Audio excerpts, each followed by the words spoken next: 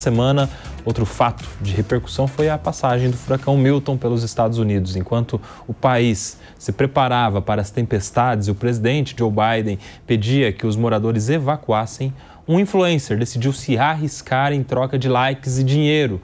O produtor de conteúdo, Mike Smalls Jr., montou uma espécie de acampamento do lado de fora, segurando um colchão inflável, um guarda-chuva e com um pacote de macarrão instantâneo. O influencer chegou até a entrar na água das inundações. A nossa pergunta com essas imagens que você está vendo aí é: até onde vai o limite de um influencer para conseguir like, para conseguir dinheiro, para conseguir seguidor, colocando a sua vida em risco? Tá passando um furacão ali, João Belucci? Não tô fazendo nada, vou pegar e vou entrar no meio do furacão com um guarda-chuva e uma câmera na mão. E aí? Pois é, Colbert, esse é um problema da sociedade como um todo, né? Não especificamente desse sentido, né? Às vezes a gente tem alguma tragédia de crime ou alguma coisa, as pessoas vão lá, expõem o detalhe, né? Às vezes vazam fotos de corpos, né? De óbitos, enfim, tem essa busca e tem público, né? O que a gente vê também é um clássico da mídia tradicional, né? O repórter lá no meio da tempestade, enfim, com o guarda-chuva, falando, ó, tá chovendo de fato mesmo. Mas esse caso ele fica ali no meio do furacão. É um grande exagero da parte dele, tá colocando a vida dele em risco. Não sei se ele tem família ou não, mas certamente a família dele está bastante desesperada.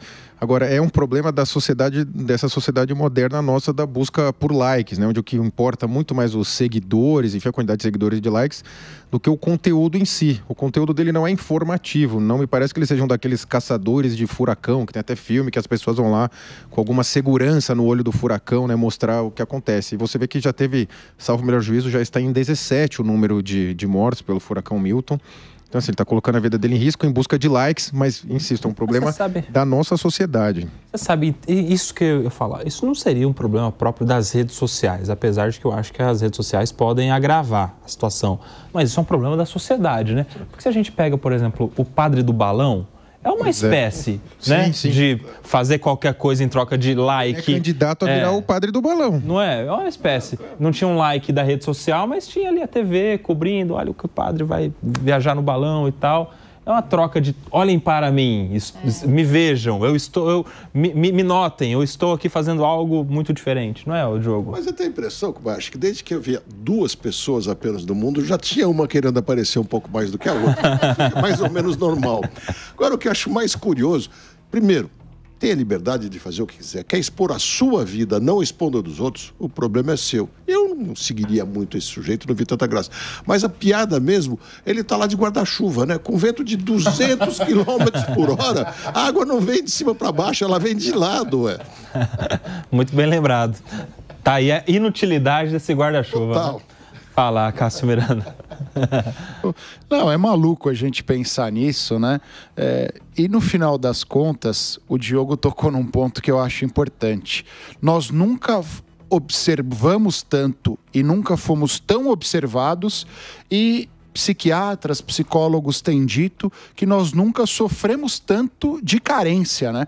As pessoas estão substituindo o afeto pelo like. Isso, para mim, é o mais maluco, não só num caso como esse, mas as pessoas estão deixando de conviver pessoalmente para terem likes, para se dedicarem a atividades que dão like. Um cara como esse deve ter pai, deve ter mãe, deve ter irmão, deve ter filho, está se expondo a um risco por conta de likes. E se acontecer qualquer coisa com ele, quem vai sofrer são essas outras pessoas. Então, acho que a gente está doente como sociedade, né? Talvez seja o caso da gente fazer uma autorreflexão sobre o que realmente importa, porque esses exemplos que nós temos, os nossos ídolos na era das redes sociais, talvez não mereçam tanto esse papel de ídolo. Priscila Silveira, você que é a influencer aqui dessa roda. Quem não segue a Priscila, segue lá ainda, hein? Como que é? Prof. Priscila Silveira. Segue lá, que essa semana vai ter novidades nas redes da Priscila Silveira. Um monte. Mas Pri, e o poder da influência também é uma preocupação, né? Porque às vezes é uma criança que está seguindo ali. Sim. Um adolescente vai tomar como uma referência, né? Ah, se ele fez, eu vou fazer também. A gente vê uns youtubers aí sem nada na cabeça, às vezes o cara se embala dentro de uma caixa e quer se mandar pelo correio para outro lugar. E um monte de criança assistindo, cara. Um monte de seu filho assistindo, seu sobrinho, seu neto. e às vezes isso aí gera um impacto de multiplicação muito perigoso, né? E também a gente precisa falar, Koba, que o mundo está muito carente, né? Eu digo carente em que sentido? As pessoas, mas, nossa, quer acompanhar a fofoca, quer acompanhar a desgraça. Essa é a verdade. Não sei quem separou, não sei quem morreu. E aqui a gente precisa lembrar que os Estados Unidos, eles deram uma notícia dizendo, olha, você que está em lugar de risco, tem que evacuar, o Milton é perigoso, ele tinha uma categoria inicialmente, categoria 5, gente, a gente acompanhou a desgraça que foi, né, a coisa ruim que foi lá, pessoas morreram, pessoas estavam sem casa, então eu acho, tá, que um pouco de imprudência desse moço, por quê? Porque havia, não sei em que lugar que ele estava, né, lá nos Estados Unidos, eu não sei de onde ele estava, mas todas as pessoas lá estavam sabendo, a gente até entrevistou aqui na Jovem Pan, algumas pessoas que estavam lá, as pessoas estavam com medo, saindo das suas casas, ficando reclusas no closet, e aí ele vem e dá este exemplo, eu não sei quantos seguidores ele tem, mas se ele tiver já é uma má, né, influência. Por quê? Porque hoje, com as redes sociais, a notícia pulveriza rapidamente. E coisas que são engraçadas, coisas que desafiam, coisas que contam coisas, né, situações ruins, o público quer ver o desfecho, quer ver a continuidade. E isso faz com que crianças, como você bem disse, possam querer ter saído às ruas também para fazer igual. Por quê? Porque esse mecanismo de identitário, né, que a gente fala, de se identificar com o outro, pode, e inclusive não só falando do furacão Milton, direto a gente vê nos noticiários pessoas que morrem, que estão no mar, vão às pedras, avançam em lugares que são proibidos no mar para poder tirar uma foto, para poder fazer uma foto diferente.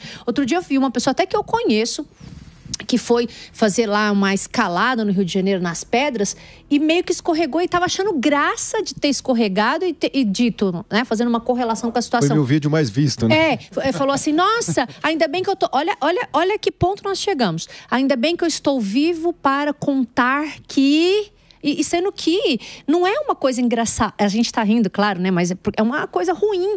E as pessoas assistem a isso e desafiam as pessoas. Falam, nossa, olha, ele correu esse perigo, ele quase morreu, ele quase caiu. E isso é preocupante. As redes sociais hoje, claro, elas são um mecanismo muito bom de informação, mas por outro lado, elas são uma arma, Koba. Sim. Dependendo do lado que você joga essa informação, a gente vê direto pessoas ceifando a sua vida, pessoas fazendo um monte de coisas baseado no que vem, no que escutam e no que, né, estão aí nas redes sociais a qualquer modo. Só acrescentar um elemento, o Discovery, salvo engano, fez uma pesquisa que levantou um dado que as pessoas estavam morrendo de quedas de penhascos. E eles estranharam, porque durante décadas esses números diminuíram, porque de repente esses números voltaram a aumentar e de forma exponencial. E chegaram ao entendimento que por causa da selfie. Então nós tivemos um aumento de pessoas morrendo de quedas de penhasco por conta da selfie. E é maluco pensar isso, né? Nesse conflito entre, olha, vou tirar uma informação, uma foto. Tem uma preocupação quando você fala isso, se algum deputado federal estiver escutando, é bem capaz que já cria um projeto de lei contra a selfie no penhasco, né? Você vê as pessoas no carro, né? O que é muito comum aqui em São Paulo é o farol abre e o carro que está na sua frente não anda. Aí você tem que buzinar que a pessoa está no celular, opa, aí anda. E você vê na rua também a pessoa andando com o celular, né? Todos nós já passamos por isso, certamente. Pegando a sua fala, João, que é muito importante, sabe, Koba? É preocupante quando a gente está mexendo no celular, é tão pior, não vou falar que é igual, mas é tão pior quanto uma pessoa que está ébria. Porque a pessoa que está ébria, eu não estou falando do tanto que ela está bêbada, tá? Do tanto que ela está embriagada, ela olha para frente, por mais que ela não tenha a dimensão, né, de poder rebater a um eventual aborramento. Quando você está pelo celular, você... segundos, questão de milésimos de segundo. Isso, você olhou para baixo, você não consegue frear. Então, eu acho que realmente é muito perigoso. A gente está falando de celular. O celular hoje, é igual eu disse, é uma arma. Piorou na direção. E aqui eu não estou fazendo uma crítica, porque outro dia eu falei, ela está falando de celular. Se você usa, tá tudo certo. O problema é que a chance de você frear, de você evitar olhando, é muito pequena. Por isso que grandes acidentes acontecem de pessoas usando o celular para fazer vídeo, para fazer foto, tirando a mão do volante, quando na verdade existem instruções, né, de você dirigir sem a mão ao volante, então isso também causa acidentes. E, mais uma vez, o celular envolvido em grandes problemáticas que a gente não consegue resolver. Mas, como disse meus colegas, se a gente falar isso, vai vir mais uma lei. Mas você sabe que nesse ponto, Diogo, eu achava prudente ter alguma inserção mais gravosa com a questão do uso do celular? Eu sou contra o roubo do celular, não? Do roubo, enfim. Eu acho que, de fato, a gente precisa... Eu sou contra usar as penas para fins de evitar a criminalidade, tá? Como um todo, ou de forma genérica. Eu acho que é um diferencial. Mas a utilização do celular na direção de veículo automotor, eu acho que mereceria, sim, diferentemente. Quando você fala, parece o celular do Acácio na tela. Olha lá. Já existe essa legislação, na tela. Mas se ela resolvesse, não teria mais a tal da saidinha de banco, aqueles assaltos tão comuns, né? Porque também é proibido usar celular dentro da agência bancária para as pessoas não avisarem quem está do lado. O lugar mais tranquilo de usar é dentro do presídio. Essas leis não resolvem. Não resolvem. E assim, mas essa também. Mas é bom a gente também lembrar que a pessoa que comete o crime, ela não fica pensando na pena. E deixa eu ver, a pena é de 8 anos, então eu não vou roubar. Claro que a pena é um dos diferenciais que o Estado escolhe para poder selecionar a gravidade das condutas, né? Mas ninguém deixa de cometer o crime, né, Diogo, levando em consideração eventualmente a pena. Eu não sei. A impressão que eu tenho é que nós temos aquele velho problema aqui, né? Mais de 90% dos crimes cometidos não se sabe nem o autor. Então, o tamanho da pena não tem importância, porque, na verdade, não se sabe quem é o autor, ele não está sendo indiciado e não está sendo processado. Eu acho que se nós tivéssemos o exemplo de que, olha, ser preso por 2 anos, por 1 ano, se a pessoa entendesse, olha, se eu fizer isso eu vou ser preso mesmo, ela pensaria muito antes de fazer alguma coisa. E isso é uma finalidade da pena, sabia? A gente tem a finalidade da pena como retribuição e prevenção. Prevenção geral para que todas as pessoas que venham a cometer aquele crime não o façam, né? E prevenção especial para aquele que comete saber que se ele voltar a delinquir, ele teria aí uma punição. Quem são os influencers que vocês seguem, hein? Cara, eu sigo mais o pessoal do meio político, jurídico. Influencers eu evito um pouco, porque o conteúdo dos influencers normalmente é o lifestyle, né? Eu acordei, eu fiz isso, eu fiz aquilo, é um conteúdo que eu realmente não tenho. É a segunda vez que eu pergunto isso pro João e ele só fala que segue político. É verdade, ele não segue esportista, né? Eu até os do Palmeiras, que eu torço muito, eu evito, porque é o dia a dia do cara ali, né? Eu fui treinar, Você não gosta de saber do bastidor? Até porque como eu fico sabendo lá do jogador... As podcast você assiste ou não? Vários, eu gosto de escutar bastante, sempre em velocidade 1,5 para ele ficar mais curto. E você, meu querido? Olha, eu confesso que eu gosto muito desses de emoção. Tem uma empresa de energéticos aí que faz vídeos assim de coisas inimagináveis. Eu vi essa semana onde fazendo parkour, aquela coisa de ficar saltando de um prédio para o outro. E olha, a gente cansa de assistir, de tão tensa que é a coisa. Mas eu confesso que eu gosto. Dependendo do parkour é mais perigoso que ir lá no meio do furacão. Os caras pulam de um prédio pro outro. O parkour mostra o que dá certo, né? Tem que mostrar quando dá errado, a gente nunca viu. Eu sempre penso isso. Quantos casos que não deram certo? Aí não aparece. Foram aparecendo. Você fala esse negócio de mostra o que dá certo. Sabe aqueles caras que estão de costas e dá um chute, mete um calcanhar e acerta um alvo lá longe. Imagina quantas tentativas para não dar uma certa. E os seus influencers, meu querido Acácio Miranda? Eu e o João Belucci. Já que nós estamos desaconselhando as pessoas de seguirem esses influencers que vão para o meio do furacão, vamos fazer aqui boas recomendações. Político e jurídico, dia a dia, mas eu pratico motocross, eu gosto, então os meus influencers são do esporte que eu faço. Mesmo? Olha que legal, motocross.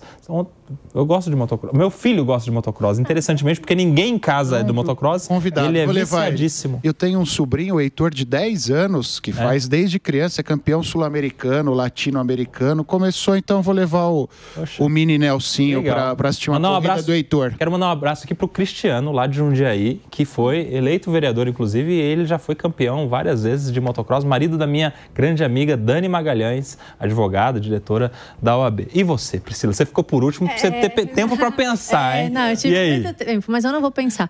Eu sigo os meus amigos, e não todos, porque tem uns que eu não gosto também do que falam. Nomes. Está tudo Será que tá me seguindo? Não, eu tô seguindo todos vocês. Aqui, dá uma olhada se alguém tá me seguindo. Eu tô seguindo todos, mas tem uns que eu não concordo, e tá tudo certo, ninguém gosta, eu também não sou unanimidade, ninguém vai ser, obviamente. A gente segue aquilo que você tem curiosidade, ou que você quer saber. Eu sigo a maioria dos meus amigos, eu acho que a gente tem que se enaltecer, e eu acho que isso é importante na rede social, curtir, comentar para poder crescer junto. E eu sigo muitos professores, até porque, né, eu dou aula, enfim, dou aula em curso preparatório preparatório para concurso, então eu sigo os professores, os meus colegas e gosto de coisas também ligadas à religião. Tá aí, tá vendo? Boas dicas para vocês aí sobre influencers. A gente muda de assunto